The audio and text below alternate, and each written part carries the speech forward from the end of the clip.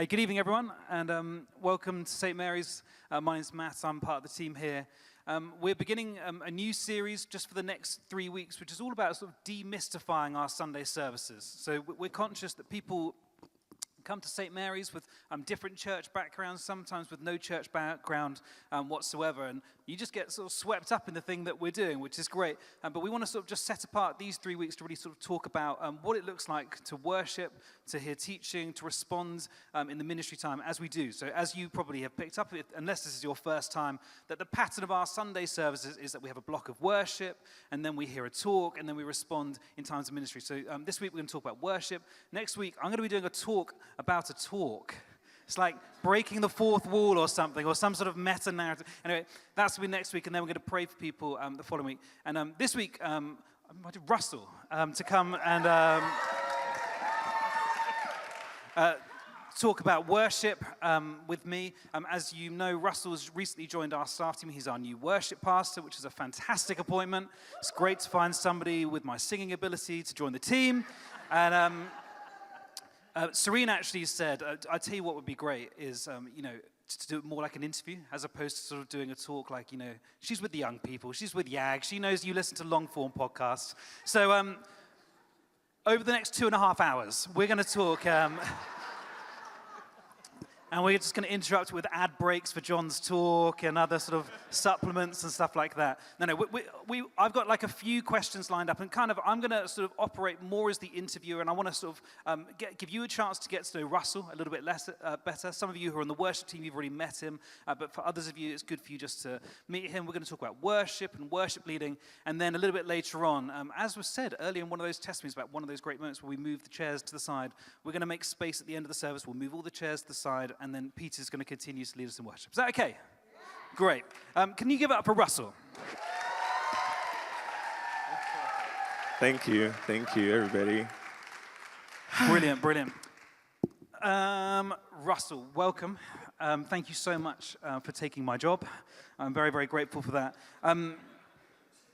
Before we really sort of get into worship and worship leaders and things like that, perhaps you could just share a little bit of your story about how you came to be a worship leader, and just take us from the beginning. Okay. Before I do that, can we give it up for Matt this evening, everybody? I am. It's been a very emotional week this past week, but I just want to say, some of the best leaders I've met in this world are at this church, and I'm so appreciative of each and every single one of them, and I'm really appreciative of Matt too, because it's not easy coming after somebody and trying to work out that kind of relationship and what's not, and Matt has been so amazing. So I just wanted to say thank you before we dive into tonight. So just a little bit of backstory of coming to worship and what's not. Born and raised in Barbados, and I'm a bona fide Pentecostal church kid, Caribbean context, and I grew up in church. Was not started leading worship when I was 14 in the youth group and that kind of thing. That very quickly spiraled into leading worship in what we call big church. Now, just to give context, my church has 4,000 members. It's one of those mega churches. It's back in Barbados and what's not. And so leading worship in what we called big church at the time at 16 was unheard of, because it was always seen for adults, grown people to do. But God clearly directed my life, and I just followed. That then moved on to leading worship at a national level and what's not. We used to have things called crusades. I know it sounds ominous, but things called crusades. We had a guy named Benny Hinn come to Barbados. I led worship for that, and there was a bunch of other things. Then I moved to Texas, and I went to uni in Texas, and I was studying leadership and music, specifically worship at Christian University in Texas. And then I was serving at 2 churches there in Texas before moving back to Barbados, and I got hired at my church there at the time at 25 to be the worship arts pastor of that church, and I was there for 4 years before moving to Barbados. Moving to the UK, sorry. Yeah. Okay, so now you're in the UK. What brought you to St. Mary's? So picture it, Sicily, 1940. I'm just kidding. Um, I moved to the UK February 2022.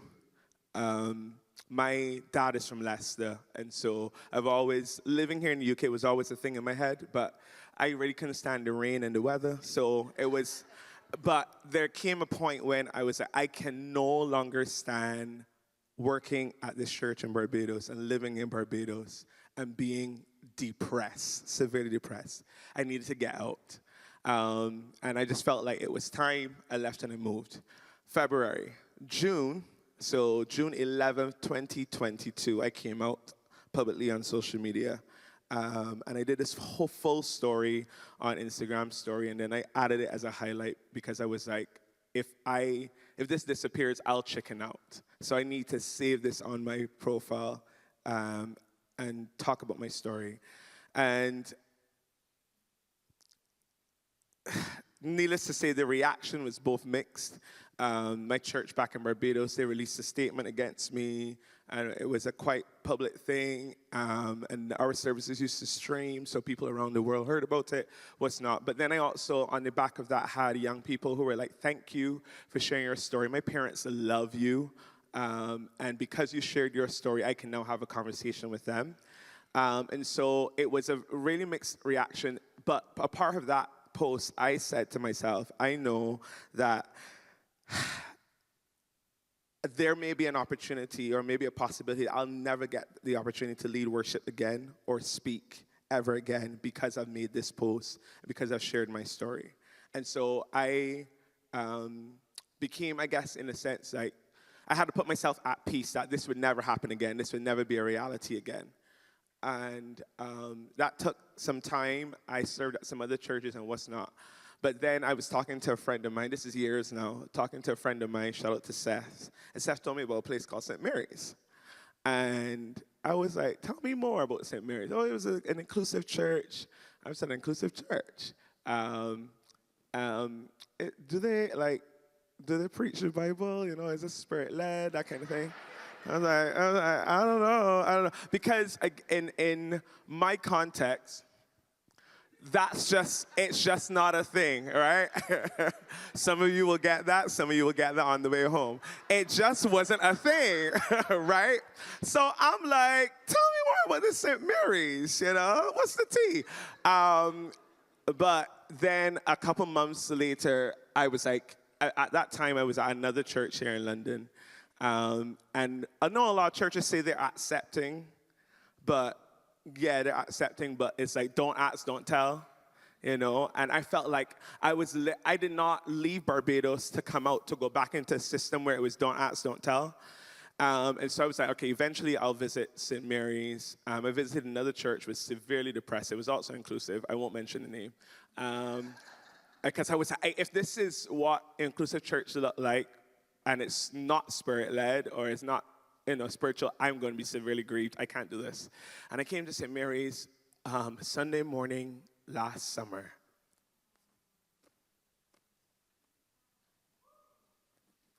And immediately, I knew this felt like home. I knew that I had found home. So, yeah. Thank you, mate. Well done.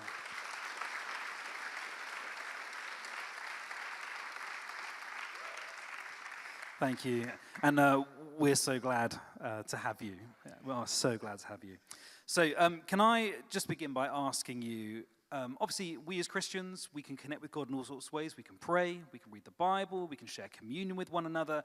But a big part of how Christians have operated in terms of meeting with God is singing. And I know that you know an awful lot about singing, the technical side of it as well. But maybe you could just say, why do Christians sing rather than just simply praying or reading the scripture or something like that? I think, well, if we talk about singing from an anatomy perspective or from a language perspective, singing and music is one of the oldest forms of communication, even beyond verbal language, like words. And so people communicated with grunts and noises and sounds and music. And in addition to that, it bypasses certain cerebral pathways where it's not just, okay, you're telling me I'm happy for you, But then if I sing it or I make the music that particular sound, you will understand what I mean. It's kind of like if somebody sends you a text and they're like, okay, full stop. What do you mean? There's a lot you can read into that. But then if you are talking to somebody and they're using something like inflection, okay, or okay, like there's another language that's communicated, and that all has to do with singing, and there's a huge part of neuroscience that plays into this, and Charles Darwin talks a lot about music and neuroscience. But for us as Christians, it's always, music and singing has always been a part of the conversation, has always been a part of our journey as Christians. We have examples of like when the people of Israel left Egypt and they crossed, the Red Sea, and they're on the other side. The first thing that, Miriam, Moses' sister, does is that starts to lift up and worship and start singing. We have David, one of the most famous songwriters in the Bible, Mary's song, Paul in prison, all of these different examples all throughout Scripture where singing was a part of the conversation, because singing requires an entire, it's an emotional aspect, but there's also a mental aspect to it. It involves and invokes the entire body. And I think that that's one of the reasons why music becomes a part of our Christian life. Because if we talk about loving God with all our heart and all our soul and all our mind, singing does that. So, yeah. Yeah, that's great. That's a great answer. So there's, if I pick up from some of your neuroscience points there from the earlier part, is that it goes beyond just speech. It actually helps us to engage far beyond with what words might be able to do on its own. Yes. I would say when I think about some of the things that Paul talks about worship in like Colossians, it's like one of the gifts that he gives to the church. Like it's really there to help us. I think he connects it with being filled with the Spirit as well. So if singing is one of the ways that we as the people of God can worship, what do you think is actually happening when the church worships together on a Sunday morning or a Sunday evening like this? So I have this theory, or this thing that I talk about, where worship is a response. And oftentimes we think of singing and worship as a moment where we connect with God. But I also think at the crux, the core, worship is a response to us understanding more about God. It's like beyond singing, the more I know about God, or the more I know God, the easier it becomes to worship, or the greater level, greater degree it is to worship. And so when we come together, I think a huge part of that is, okay, God, we've seen you move, we have seen you work in our lives, we're here another week, and now we get to respond to your presence. And so that's a huge part of it for me. But it also goes beyond that in terms of like recentering our lives. We are most vulnerable, I believe, and we're most ourselves when we're in God's presence. And so oftentimes we can put on the mask and we can, go about our daily lives acting. But I think in God's presence, we are our most vulnerable and most ourselves, because it gives us an opportunity to gather from the busyness of the week, to remove the distractions, and to be able to connect with God the way we do. Ephesians 5:18, like the latter part of verse 18 to verse 20, talks about being filled with the Spirit and encouraging each other, but singing with psalms, hymns, and spiritual songs among yourselves. So it's not just like a one personal thing, but it's also a collective effort.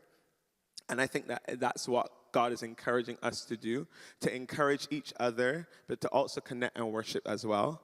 And so, yeah. That's great. One of the things that we often, it normally comes up on the life course, but sometimes people will come up to me on a service and they'll say something like, why all the worship?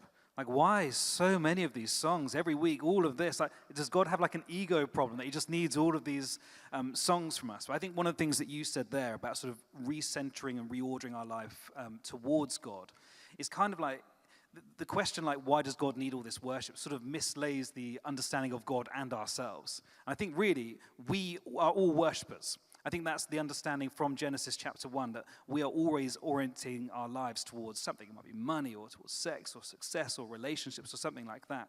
But actually, worship is God's gift to us to help us bring our attention back to the only one who's actually big enough and strong enough to actually hold that desire. So he wants us to worship, not because he needs to be sort of thanked and praised, but because we need it more than anything else. Yeah, I also just want to add to that as well too. It gives us an opportunity as humanity to connect with the divine, and it's like you're turning your attention to Jesus. In our church, we believe this: for every one look at yourself, take 10 looks at Jesus. And oftentimes, if we are looking at ourselves, we get overwhelmed by what's going on in the world or our insecurities or our weaknesses. But in worship, that's the moment where we get to look to Jesus, to gaze upon Jesus. In Isaiah 6, it paints this picture of this prophet. And the king that he was serving just died. And he's overwhelmed by all of these feelings. And it says that in the year that King Uzziah died, I saw the Lord high and lifted up. And so it's like, all of this stuff is happening in the world. All of this stuff is happening in my life. But I get the opportunity to look at God and to reorient my life because I've set my gaze. So all of that happens in worship. Yeah. Thanks, that's very helpful.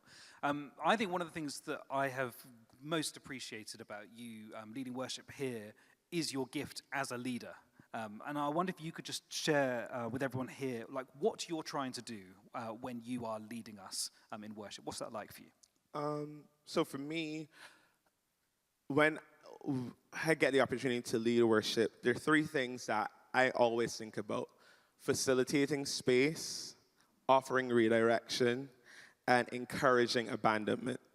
Facilitating space, offering redirection, and encouraging abandonment. For me, in the area of facilitating space, it's like, hey, we just want you to know you are safe here, but you are also safe in God's presence. And giving people space to respond to his presence, either in song or what have you, or in expression. Offering redirection is very much not just looking at ourselves, but looking at Jesus. And one of the things that as a worship leader, I've shared with other worship leaders over the years is that we are thermostats and not thermometers. Thermometers read the room, and that's it. A thermostat will read the room, but also sets the room. And so we get the opportunity to read the room and be like, hey, we know, things have been great. Some weeks Arsenal wins, yay. Some weeks, Arsenal loses. How do then, those are Arsenal fans, how do we reorient them to not be overwhelmed by the great losses? And I'm being dramatic here, but sometimes people come with like great stuff, and not always do we have the opportunity to be able to tap in and wait until the end of the service to do ministry. And so people come with their burdens, and it's like we get to read the room as worship leaders and then set the room and said, it's not, we're doing spiritual bypassing. We're not bypassing what we're going through, but we're holding it, and we're bringing it, and we're surrendering it, and we're saying, hey, let's take this pain, this hurt, this frustration, and offer it to God. Something that we get to offer to God that angels can't is worship in suffering. Like, angels were designed to worship, as were we. But we get to worship God on this side of eternity with the highs and lows of life, with the wins and the losses. And I think that that's something is so much more beautiful than what even the angels can offer God. And I just think that that's amazing. And so, yeah, offering redirection, which is interesting, because in this church context here in St. Mary's, we often give this caveat at the beginning of the service: hey, we're going on this journey, feel free to respond how you want to, and I love it. It's so sweet. Where I come from, you're gonna lift your hands and give God some praise. Can you open up? Like, there is not an option, right? And I know that some people can identify with that. There was not an option. It was no like, oh yeah, you can respond how you want. How you want? Did he wake you up this morning? Are you in your right mind? Do you have breath in your body? Open up. And literally, that's how it was. And so, for me, having grown up in that context, and I think it has its place too, because sometimes we can look at ourselves too much. But I think it has its place. Growing up in that context, I love what we do. We get to offer it and say, hey, you can focus on what you're dealing with, or you can focus on Jesus. So yeah, that's offering redirection. And then the last one is encouraging abandonment. I'm not expecting everybody to worship like how I do. Most days, I'm jumping like 4 feet off the ground. I don't expect everybody to respond like that. I'm not expecting people to run laps around the church or to dance. But I also want to encourage you to go beyond yourself. Go beyond what you in your mind is thinking, oh, I can't, no, this is not okay. And just tap into God's presence. So, yeah. Nice. So actually, like basically leadership in every sphere that we're involved in, it's a bit of a balance between taking people further than they've been before, but also navigating basic emotional intelligence as well. That's really good. And we've got some amazing worship leaders who you're raising up 1,000% amazing. in this church as well, who are all growing in that as well. It's great. I'm just going to jump ahead because I think you've, that last point you raised sort of touches on to this thing about, and I did say to you when you first joined the STAR team that I think you're going to really stretch us as a congregation, that you'll take people further than what I was able to do in all of my limitations as a white English man. How do we avoid only engaging with the bit that we feel comfortable with? How do we go beyond ourselves? I think to avoid putting, getting yourself in your own way, you need to bring yourself to. What I mean by that is begin by honoring the parts of you that connect with God the most. Some of us are deeply emotional. A feather could fall and we're ready to cry. I'm not asking you to ignore or deny that part, but bring that part as a part of your worship. For some people, some people are very cerebral. Some people need to understand, and we're at song 5 and you're still stuck on this one word in song 1 that you cannot get over. And so for me, I'm use the parts of you that are strongest, and engage with God in that. But then beyond that, understand that oftentimes if we worship God only in the areas that we feel comfortable, we're saying, I choose to stay in this comfort and I make myself the subject matter rather than God. And sometimes it just is an act of obedience. So I think some of the things that we can think of is, as we always say, we're on a journey. Let's grow together and see it as a journey, not something that you're being pushed into or being forced into. But what can you do today that you didn't do last week? How can you respond? And I know I'm not, I didn't grow up in this country. And so for me, worship is a full body movement thing. Hands, feet, boisterous. For some people, they see worship, their hands are at their side and what's not. And that's cool.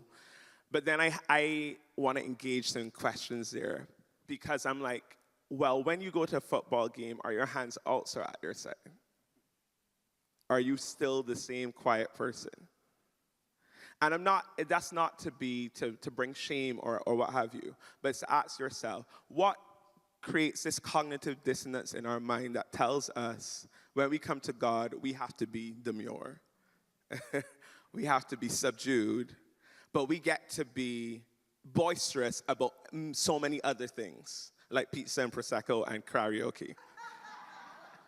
Which I'm excited about, yeah? And so, again, it's engaging in that conversation and ask yourself those questions. Another thing that I think is really important is tapping into or connecting with the many forms of expression that we do here in church, whether it's understanding lifting hands or kneeling or hands raised, or sometimes for those of us that are automatically loud, sometimes being silent. Sometimes being more reflective, that in and of itself is worship, and so finding those ways that we have not connected before and going beyond that. That's good. Whenever I think about this, I'm always reminded of that story where David dances in a loincloth. You know the story? So David is dancing before the Ark of the Lord, and he's wearing just a loincloth. Perhaps you want to picture that in your mind for a moment. And his wife goes, "What on earth are you doing? You're completely humiliating yourself. You're an absolute disgrace to the royalty and so on." And he goes, I'll be even more undignified than this. Now, you might want to picture that image as well. Now, the point is that being undignified is not the point. But the point is what am I willing to be seen to be doing? Like, what is the most important thing? And for David, it was God. Now, I want to get on to the next bit, which is going to be worshiping. So I'm going to just bring us towards a close, which is, I'd like to ask you a question. You've been with us for a few months now. If we sat down in, say, 2 years' time and we had this sort of discussion again, what would you hope would have changed about us as a worshiping church in that time? What's your vision for us? A true reflection of Revelation 7. I want to read it really quickly. Not the whole chapter, just let me, ease your mind. Revelation chapter 7, verse 9 says, "After this I saw a vast crowd, too great to count, from every nation and tribe and people and language, standing in front of the throne and before the Lamb. They were clothed in white robes, held palm branches in their hands, and they were shouting with a great roar, 'Salvation comes from our God who sits on the throne and from the Lamb.' And all the angels were standing around the throne, and all the elders and 4 living beings, and they fell before the throne with their faces to the ground and worshiped God." And so for me, a truly multicultural, multidimensional expression of worship. That's where I would love to see St. Mary's, where every tribe and nation and tongue is as represented as they could be in worship. And I think a church like this that is so beautiful, I believe that we're going to see more and more of that. And that's one of the things that I think about, that we also have our own songs, our own language.